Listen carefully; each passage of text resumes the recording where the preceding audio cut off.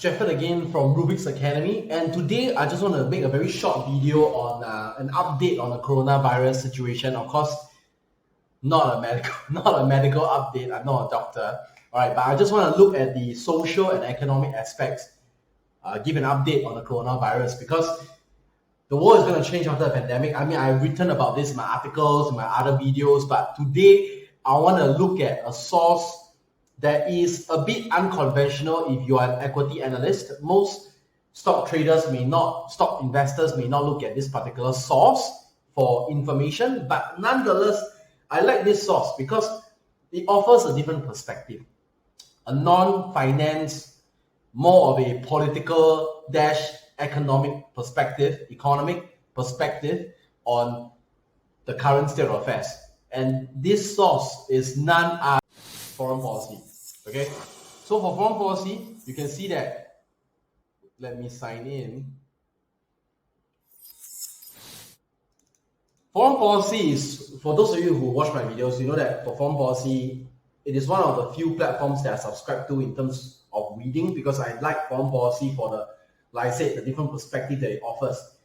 Different people have different ways of analyzing the market. For me, I like to look at the market from different perspectives, because only when you look at the market from different perspectives, you are able to get an all-rounder view. If you don't have an all-rounder view, you're going to have blind spots. Okay, you're going to have blind spots. And once you have blind spots, that will affect the profitability, the viability of your investments. All right? So, it's a very long article, but we'll just be looking at the main points. Okay, don't worry.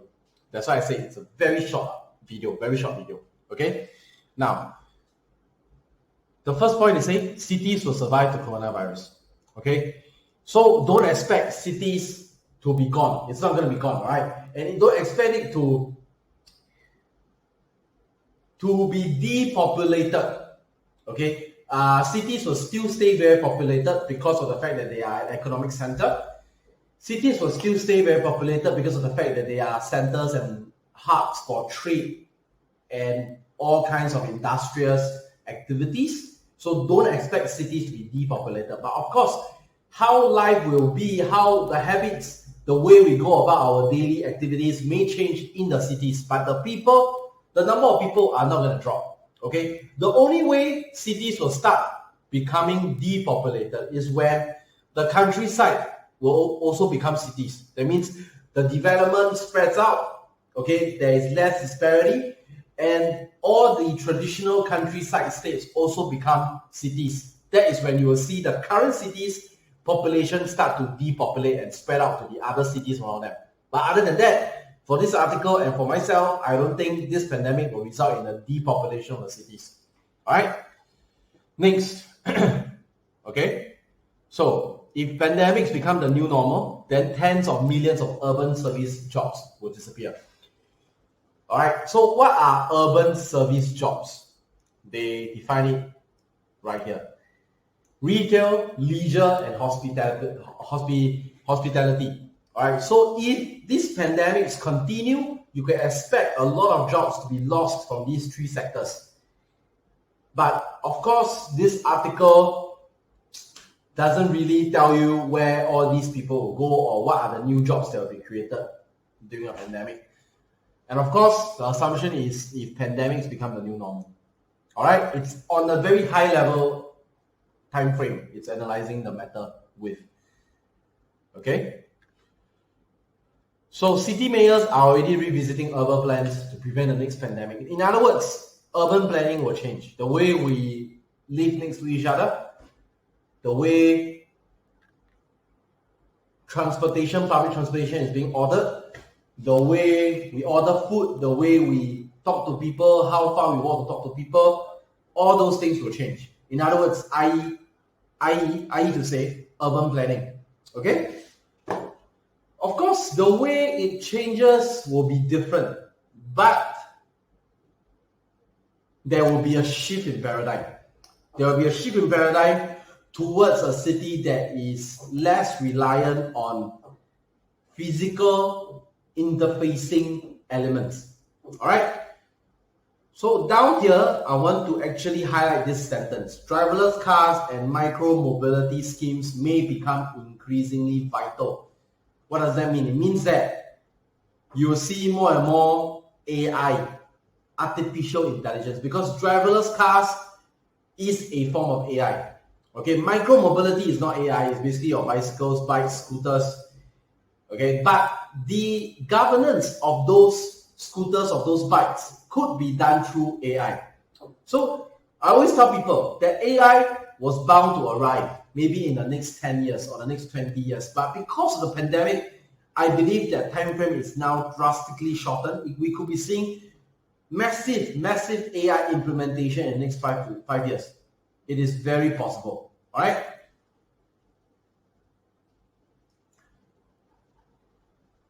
Okay. So cities have endured terrible pandemics, yet they flourish to grow ever larger and denser. So this is to tell us that this is back to support my main point, which is don't expect a pandemic to depopulate a city. The only thing that can depopulate a city is a city. When you have new cities rising up, that is when the current cities start to depopulate. All right.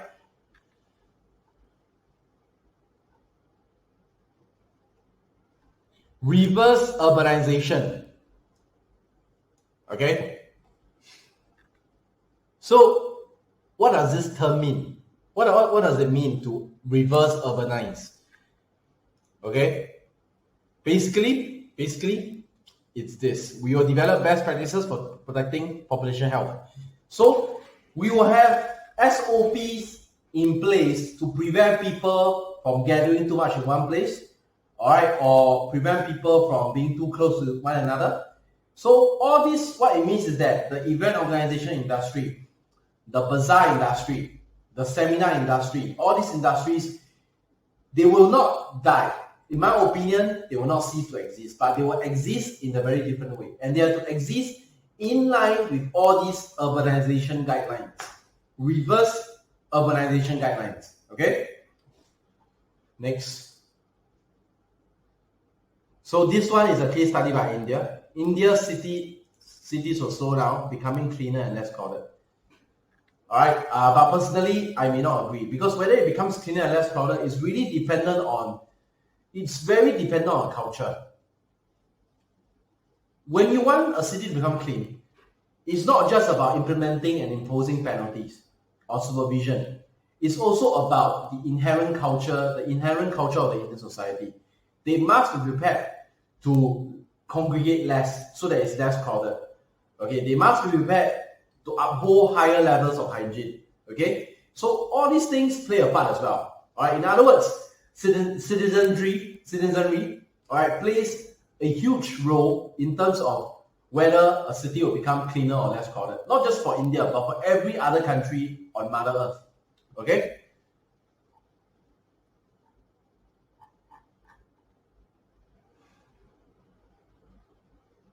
Okay, so this is a bold prediction. Crisis will usually bring about new government agencies and institutions. So it's a bold prediction, but it's true. Okay, we will have new institutions, new committees, new organizations that will be set up to actually look at this pandemic problem and to be an enforcer of any guideline that comes with this problem.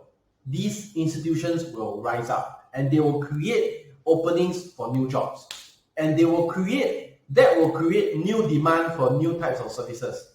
For example, sanitation services may become more required. It will be more in demand. All right. Okay, so I'm going to stop here. All right, like I said, it's a short video, but these are some of the more important points, more salient points that I want to point out for this particular article. All right, for those of you, you can pause my video to watch, or you can just subscribe to Foreign Policy. All right, I'm not an endorser. I don't get any commission from you subscribing, but you can feel free to subscribe.